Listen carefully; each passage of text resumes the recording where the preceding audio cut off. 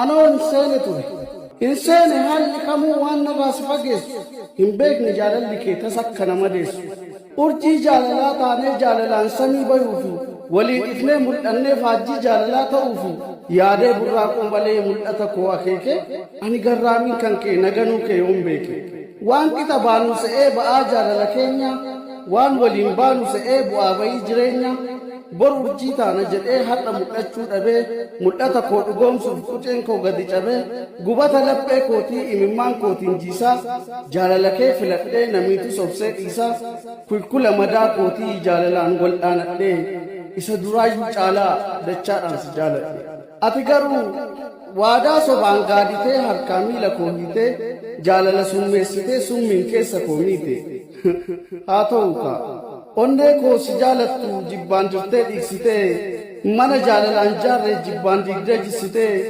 erga deemuu filattee narraa murtee garaa kee rabbiin duddaan daaqoo siifaa godhu karaa kee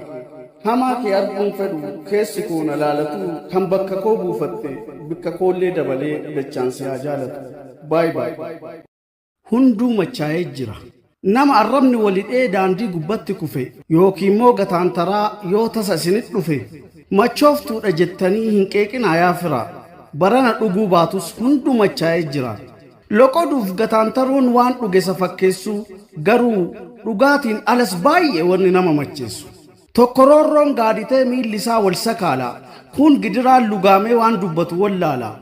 warri arrabni walidhee dubbii wal keessa laaqu kan miilli lafanqatee gamaaf gamana daaqu hundi dhugeetii miti jajjabaan aangoo isaatiin laafaan roorroo jireenyaan beekamaanis beekamtiini warri qabus qabeenyaan deegni rakkoon raafamee roorroo jiruun martaayuun qabaataan machii quufaa osoon dhugin machaayuun inni beekuuf hin beeknes dhandhama wiiskiif biiraa nama of to'ate malee hunduu machaa'ee jira galatooma horaa bulaa deebana sittimuu wanna gayuu si dhoorgee galma gayuu barbaaddu waan milkeessu si dhoorgee kan karoorfattee yaaddu sittimaa dhageeffadhu sababni karoorfattus abjuu kee milkeessineef wanni daandiin imaltu galma si hin geessineef wanna si barbaachisuu fi wanna barbaaddutu adda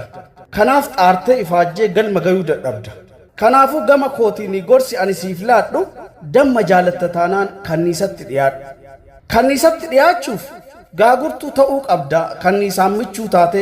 gaaguras hidhuu qabda fiixee mukaarra baate yookaan damma kajeelaa ilkee yoo ka sodaattu tiisisa waliin oolaa yoomillee damma nyaattu garuu wanna barbaaddu caalaa waan barbaachisu beektee daandii galma si geessu hubattee gaafa deemte xiiqiif obsaan imallaan imala ijibbaata abdii yoo muruu baatte bakka yaaddeen ni baata galatoom